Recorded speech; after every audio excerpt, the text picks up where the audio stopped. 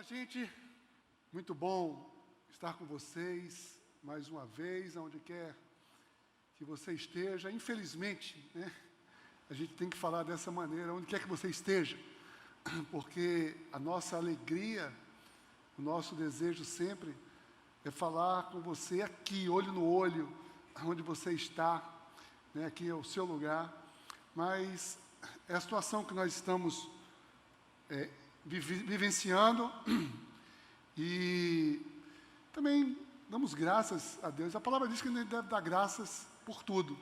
Então nós damos graças a Deus pela tecnologia, que embora separados, nós podemos estar juntos na mesma unidade, juntos aqui no mesmo amor, e também juntos conectados pela tecnologia. Gente, olha, sempre que chega o momento de concluir uma série de mensagens, fica em mim um sentimento de que, puxa, falamos tanto sobre isso e parece ainda algo inesgotável.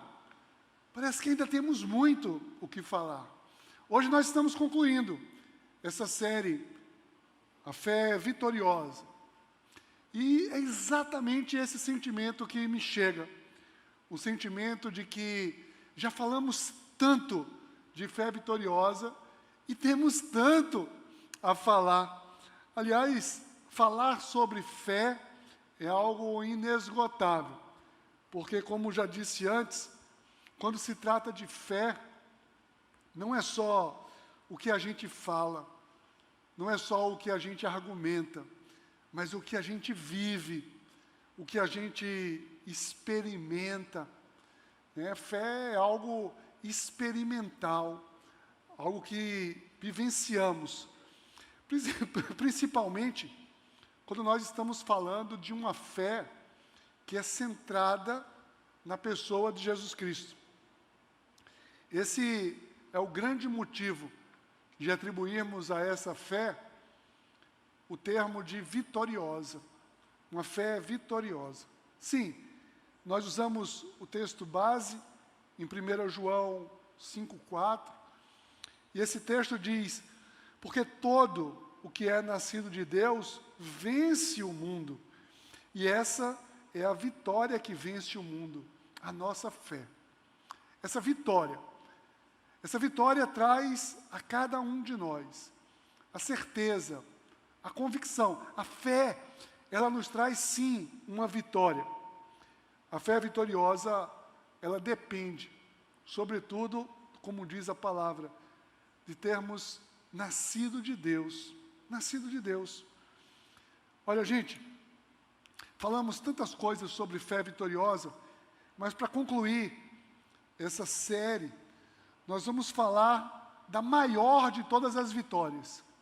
Qual seria a maior de todas as vitórias? Qual seria aquela última vitória, aquela que parece inalcançável, aquela que para muitos pode parecer impossível? Nós estamos falando da vitória sobre a morte. Sim, existe uma vitória sobre a morte. A morte sempre assombrou a humanidade. A humanidade sempre temeu, sempre resistiu, o nosso sentimento de preservação, a nossa luta de preservação da vida. As pessoas temem a morte, e não poucas vezes nós vemos sempre relatos de pessoas, ciência, tecnologia, buscando a fonte eterna da juventude, porque existe em todas as pessoas uma sede de imortalidade. Muitas pessoas, sobretudo quando jovens, agem como se jamais fossem morrer, porque isso não é uma convicção, isso é um desejo. Um desejo. As pessoas têm um desejo pela vida. O ser humano tem um desejo pela vida. E a morte sempre foi aquilo que veio e estraga esse desejo. Mas o Senhor prometeu, através do profeta Isaías, Vê o que diz em Isaías 25:8, diz assim: o Senhor dos exércitos destruirá a morte para sempre. Vê que promessa.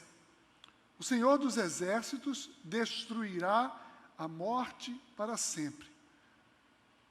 Então, hoje, encerrando essa série com chave de ouro, nós vejamos que a fé vitoriosa, ela garante a salvação.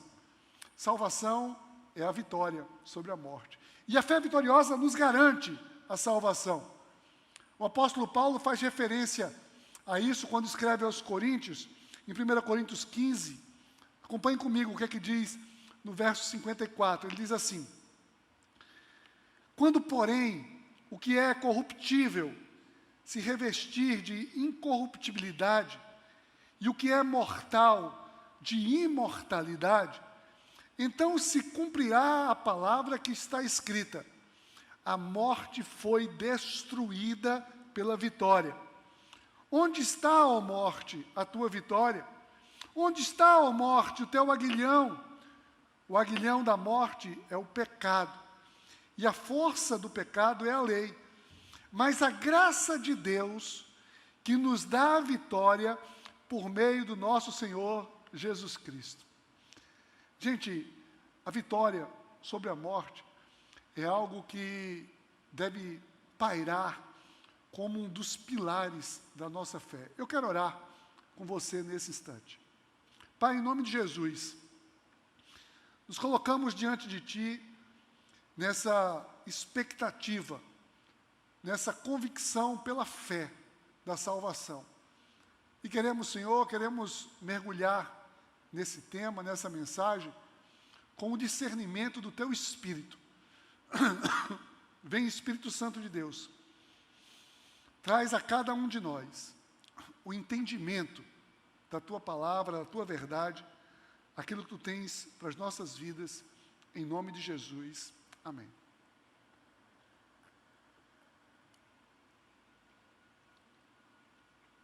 Olha, pessoal, eu já disse algumas vezes aqui que definitivamente nós não fomos feitos para perder. Não é verdade? Nós não fomos, essa não é a nossa natureza. Nós queremos vencer, nós queremos ser bem-sucedidos. Sempre que estamos em alguma desvantagem, seja ela qual for, a desvantagem sempre traz a cada um de nós um desejo de saber: será que ainda tem jeito? Será que ainda existe alguma possibilidade? Porque queremos ir atrás daquela possibilidade que nos livra da derrota. Desde quando pode ser algo muito simples, algo material foi quebrado, ou então, quando o seu time de coração está mal na tabela, né? A gente sempre fica naquela: será que ainda tem jeito? E se tiver uma combinação de resultados? Desde coisas simples, materiais, até coisas mais profundas e sérias, como o estado de saúde seu ou de alguém querido, aquele estado de saúde que está muito mal, o sentimento que vem dentro de cada um de nós, o pensamento que ocupa a nossa mente é: será que existe jeito? Será que ainda tem uma saída? Será que tem salvação? E quando, finalmente, a morte física abate alguém querido, como ficam os corações na dúvida sobre o espírito? Para onde aquela pessoa foi? Será que aquela pessoa foi salva? Será que existe uma salvação realmente? Pois bem, a grande resposta que temos para todas essas questões é a nossa fé. E o Senhor, Ele garante que há sim uma vitória, há sim uma salvação, e que nós precisamos nos apropriar pela fé. E não apenas para desfrutar dessa salvação depois da morte, mas a salvação que o Senhor prepara para mim, para você, para cada um de nós, é algo que vai determinar as nossas ações aqui nessa vida. Um texto clássico, em Efésios 2, 8, diz o seguinte: pois vocês são salvos pela graça, por meio da fé. E isso não vem de vocês, é dom de Deus, não por obras para que ninguém se glorie, pois somos criação de Deus, realizada em Cristo Jesus, para fazermos boas obras, as quais Deus preparou de antemão para que nós as praticássemos. Essa dinâmica, ela ainda parece confusa a algumas pessoas. Muita gente ainda acha que existe algo a ser feito, eu preciso me comportar, eu preciso fazer alguma coisa boa, eu preciso fazer atos de generosidade, para que talvez eu seja digno, merecedor de receber a graça de Deus, de receber a bondade de Deus, de receber o favor de Deus. Mas a palavra é muito clara e assegura que a salvação é um ato unilateral, deliberado, é um presente de Deus que Ele nos dá com um objetivo muito claro. Deus tem expectativas com cada um de nós. Deus tem expectativas que façamos coisas boas, que sejamos justos, que sejamos dignos, que lutemos pela desigualdade, que lutemos contra toda forma de segregação e de injustiça, que possamos sim praticar boas ações, boas obras, mas o fato é que Ele traz aqui na palavra que a salvação foi pela graça. E dizer que foi pela graça não significa que não houve um preço. Essa é a matemática da salvação. A salvação nós recebemos de graça, mas teve um preço muito alto, só que um preço que não foi pago por nós.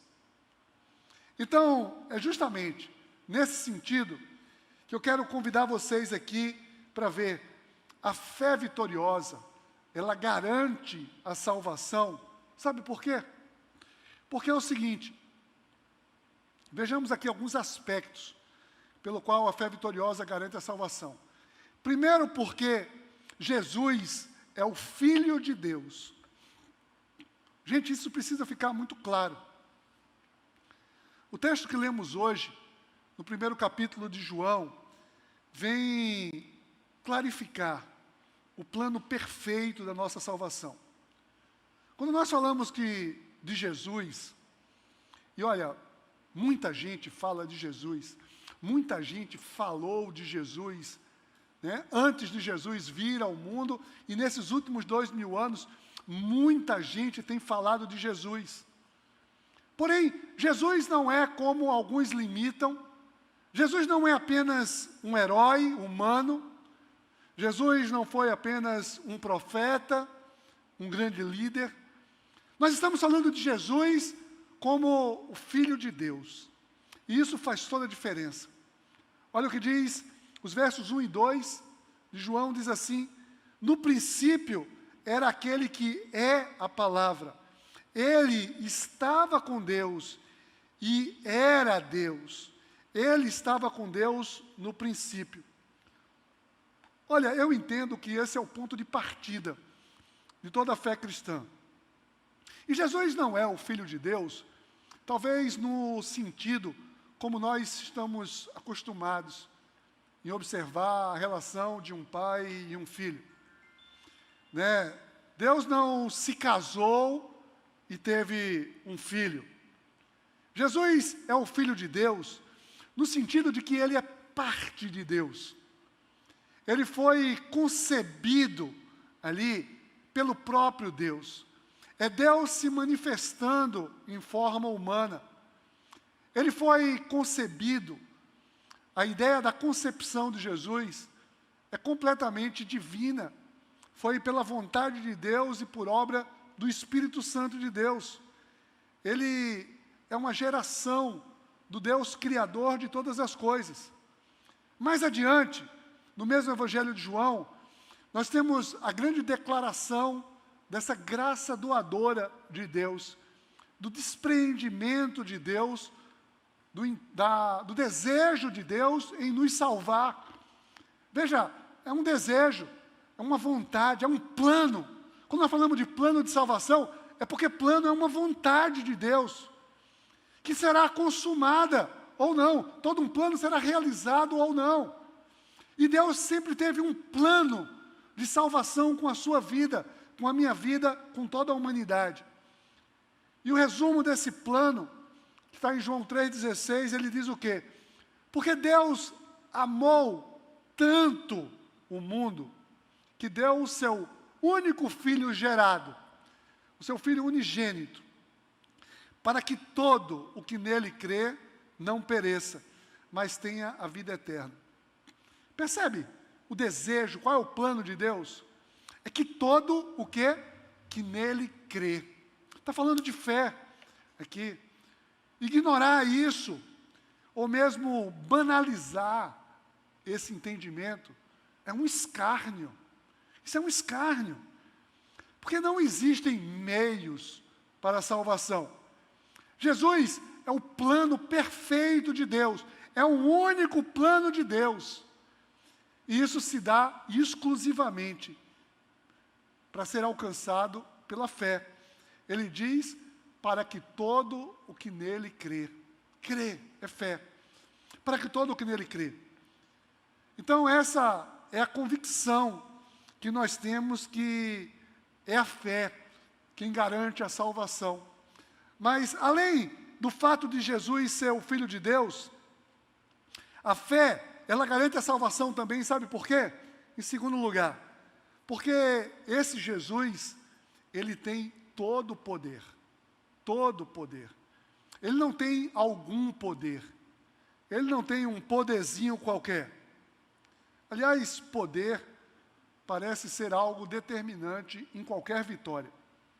Tudo que você precisa ou pensa em vencer, é preciso ter associado algum tipo de poder. Talvez por isso as pessoas lutem tanto por poder nessa vida. Para quê? Para serem vitoriosos, para serem vencedores. As pessoas têm sede de poder porque têm uma necessidade de vencer. E quando nós falamos de uma fé direcionada em Jesus, estamos falando de alguém no qual reside todo o poder desde a criação. Desde a criação. Olha que a sequência do texto, no verso 3, diz o quê? Todas as coisas foram feitas por intermédio dele. Sem ele, nada do que existe teria sido feito. Gente, todas as coisas foram feitas por intermédio dele.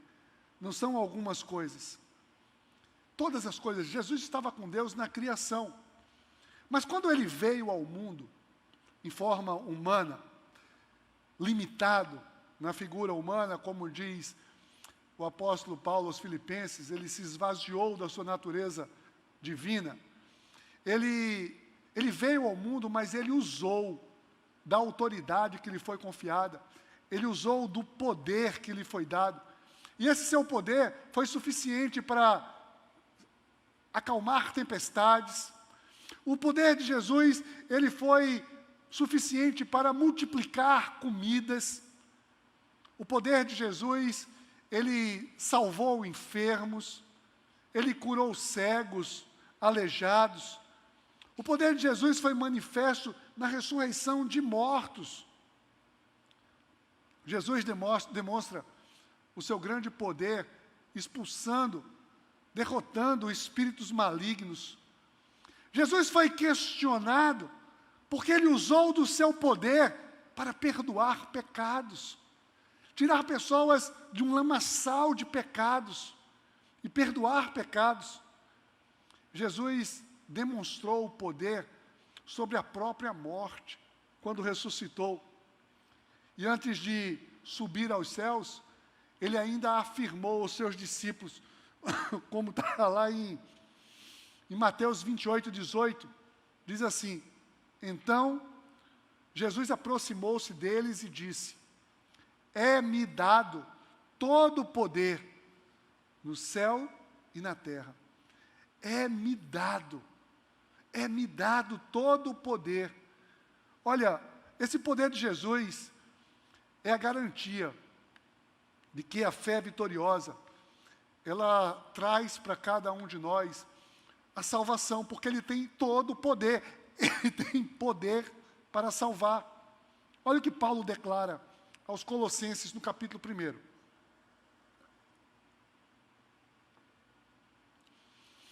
Porque nele foram criadas todas as coisas, nos céus e na terra, as visíveis e as invisíveis, sejam tronos, sejam dominações, sejam principados, sejam potestades.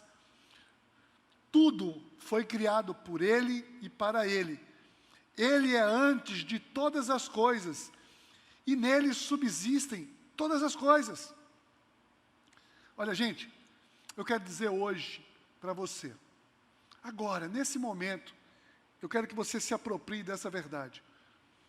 Aquele que criou todas as coisas tem poder para restaurar todas as coisas. Todas as coisas. Creia. O que é que na sua vida está precisando talvez de uma restauração? Restauração na sua vida afetiva, na sua vida financeira. Jesus tem poder para restaurar. Talvez você esteja precisando de poder para uma cura. Jesus tem poder para curar. Jesus tem poder para transformar qualquer realidade e abençoar a sua vida completamente, em todas as áreas. Essa é a nossa garantia. A garantia da salvação em Jesus se dá porque Ele é poderoso. Mas ainda, em terceiro lugar, ainda tem mais a garantia, sabe de quê? Porque Jesus é a luz que dá a direção. Olha, todo mundo já ouviu ou já usou a expressão uma luz no fim do túnel. O que significaria essa expressão? Qual é o sentido da expressão uma luz no fim do túnel? Isso simboliza uma esperança, mas fisicamente é a luz, é a capacidade, é a possibilidade. Quando eu saio das trevas, saio da escuridão, eu vejo uma luz. Quando a luz surge, é porque tem uma saída. Aquilo ali não é um beco sem saída. Quando existe uma luz, ali tem uma saída. Tem uma maneira de sair. A luz é sempre a nossa esperança. A esperança de uma direção. Para onde eu devo ir? Aonde eu devo me aproximar? E, gente, olha, definitivamente, não existe sucesso permanente em meio às trevas. Nas trevas, existe apenas subsistência. As pessoas sobrevivem por um tempo nas trevas. Mas a luz, por menor que seja, a luz, ela é irresistível. Irresistível. E Jesus veio como luz de Deus, para direcionar o povo, para mostrar, ali é o caminho da salvação. Ali é a saída. É por onde eu devo ir, é justamente ali. Olha o que diz os versos 4 e 5, do texto que lemos hoje. Nele estava a vida, e esta era a luz dos homens. A luz brilha nas trevas, e as trevas não a derrotaram. Gente, nós não estamos falando aqui de uma luz qualquer. Nós não estamos falando de uma luz limitada. Olha o que diz o verso 9, diz assim: estava chegando ao mundo a verdadeira luz que ilumina todos os homens. Olha, gente, existem muitas opiniões. Todo mundo pode ter opiniões. E essas opiniões, às vezes, são travestidas de convicções. E pessoas passam a apontar certos caminhos, tal qual um labirinto. Você já brincou de labirinto? Você já viu algum labirinto? E às vezes, pessoas têm uma intuição. Mas olha, não adianta a intuição se aquele não for o caminho verdadeiro no labirinto. Existe apenas um caminho. E a nossa vida é como se fosse um labirinto. E nós precisamos da direção correta. E a palavra diz que Jesus é a verdadeira luz que nos dá a direção. Talvez você já tenha se visto numa situação de dizer assim, está diante de uma adversidade qualquer e você clama, me dá uma luz. Eu preciso de uma luz agora. Você precisa às vezes de uma luz para resolver um trabalho, para tomar uma decisão, para fazer uma escolha. E esse sentimento de luz, porque a luz nos tira da dúvida, das trevas. Nós precisamos entender, sim, que Jesus é a luz que vai nos tirar, vai nos romper de toda e qualquer dúvida, que vai nos orientar para toda e qualquer decisão. Jesus é a luz capaz de nos tirar da ansiedade. Jesus é a luz que vem nos livrar de todo o desespero. Vimos semana passada o desespero, que é a falta da esperança.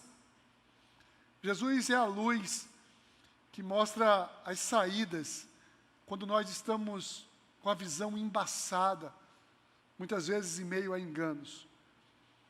No capítulo 12 de João, ele disse assim, Jesus afirmou, eu vim ao mundo como luz, para que todo aquele que crê em mim não permaneça nas trevas. Você percebe aqui que mais uma vez, quando ele fala, eu sou a luz, e tudo o que eu preciso para me apropriar dessa luz é o quê? É crer. Mais uma vez é a fé vitoriosa. Ou seja, Jesus é a luz, mas é a fé que me dá acesso a essa luz. É preciso crer. Nós precisamos sempre crer, usar a fé vitoriosa. E por fim, essa fé vitoriosa, ela me garante a salvação, sabe por quê? Pelo simples fato de que Jesus trouxe a salvação para todos. Jesus trouxe a salvação para todos. Não é uma salvação limitada, não é uma salvação que traz apenas para alguns, mas é uma salvação para todos, para todos. Olha só, agora, deixa eu dizer uma coisa. Quando a gente fala de uma salvação para todos, essa não se trata de uma moratória celestial, como muitos acreditam. Sabe por quê? Existe uma tese chamada de universalismo, onde algumas pessoas acreditam que no final de todas as coisas, dado a sua grande bondade, Deus vai salvar todo mundo. Deus vai perdoar todo mundo e vai salvar todo mundo. Gente, a palavra de Deus não se contradiz. E Deus não se contradiz. A grande questão é que o sacrifício de Jesus, entenda isso definitivamente na sua vida. O sacrifício de Jesus é suficiente para salvar todas as pessoas. Porém, ele será eficiente apenas para os que creem, é o que diz a palavra. Sabe, pegando um exemplo assim bem contextualizado na nossa realidade, é como se nós considerássemos que exista hoje vacina para todo mundo. Tem vacina para todo mundo hoje. E uma vacina que garante ali 100% de eficácia. Existe uma vacina.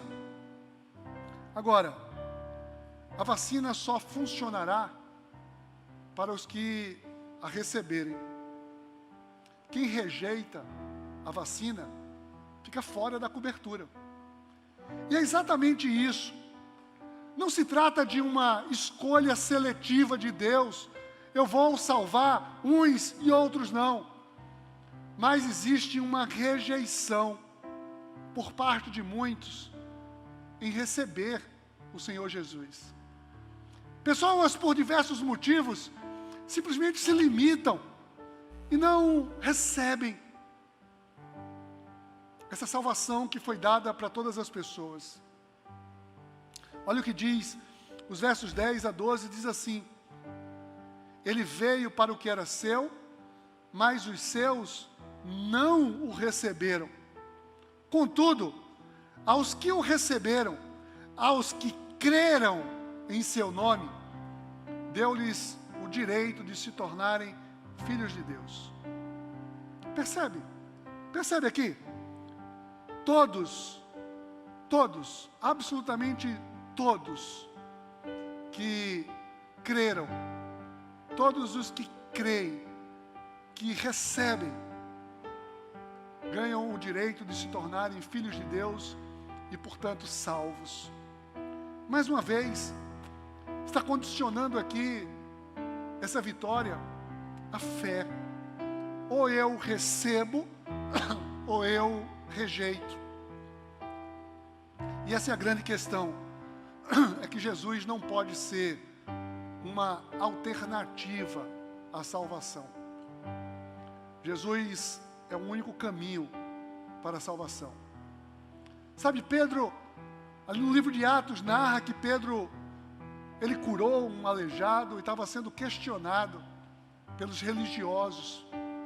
Com que autoridade, com que poder você faz isso? Pessoas que tinham rejeitado Jesus, pessoas que tinham sido responsáveis pela condenação de Jesus. E Pedro, no capítulo 4 de Atos, no verso 12, ele diz assim: em nenhum outro há salvação, porque debaixo do céu nenhum outro nome há dado entre os homens em que devamos ser salvos.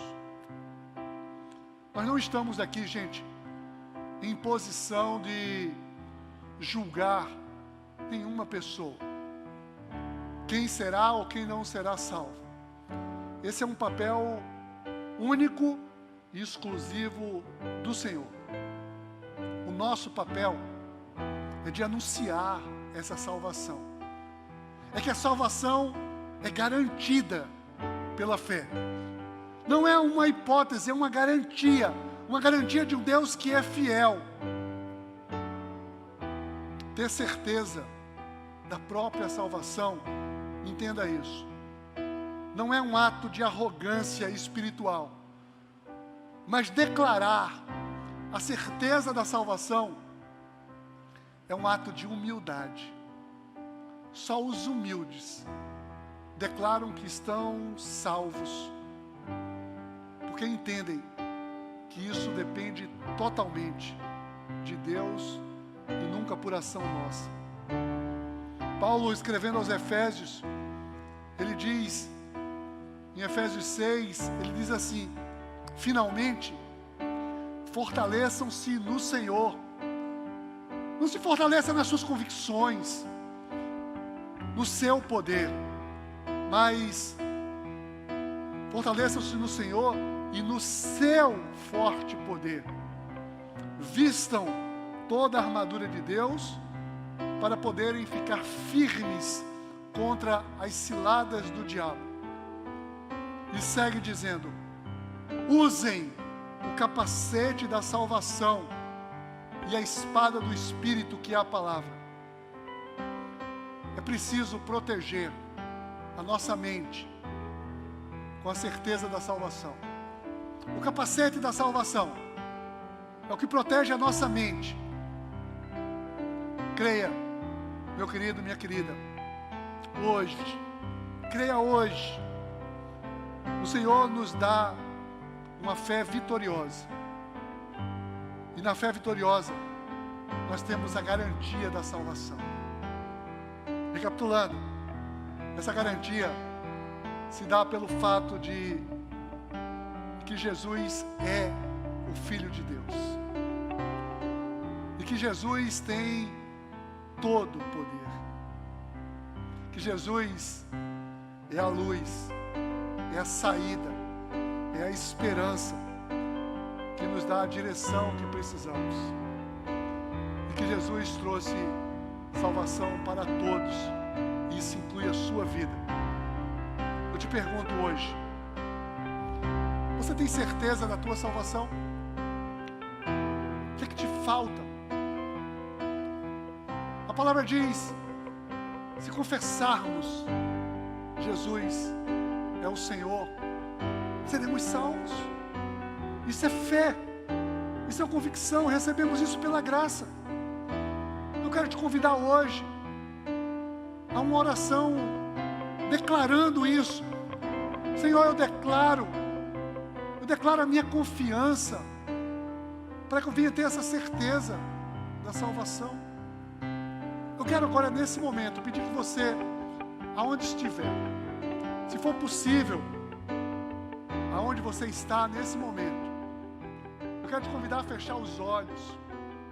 Coloque a mão no seu peito, no seu coração nesse instante, e declare com convicção: Senhor Jesus, eis aqui a minha vida. Eu coloco diante de Ti, diante da autoridade que Te foi conferida como Filho de Deus, diante do Teu poder para salvar, diante dessa luz que me dá a direção, diante da graça que trouxesse a salvação, eu quero dizer: eu creio, Senhor, e a minha vida está em Tuas mãos. Tu és o meu Senhor, Tu és o meu Salvador. Vem, Senhor, Tu que és poderoso para perdoar todos os pecados. Purifica o coração de todas as pessoas, para que nenhum medo, nenhum receio, nenhuma culpa, nenhum obstáculo se levante como cilada do diabo, mas para que Teus filhos e filhas se apropriem da salvação, recebam em seu coração essa fé vitoriosa que garante toda a salvação, para a honra, para a glória e louvor do Teu santo nome, em nome de Jesus. Amém e amém. Deus abençoe a sua vida, Deus abençoe a sua casa. E saiba de uma coisa: a salvação não é um prêmio final. Não, a salvação é uma grande responsabilidade que nos é dada, para agora nós sairmos nesse mundo fazendo coisas dignas, chamadas boas obras, e possamos anunciar e fazer discípulos em todas as nações. Que Deus abençoe a sua vida, a sua casa, a sua família.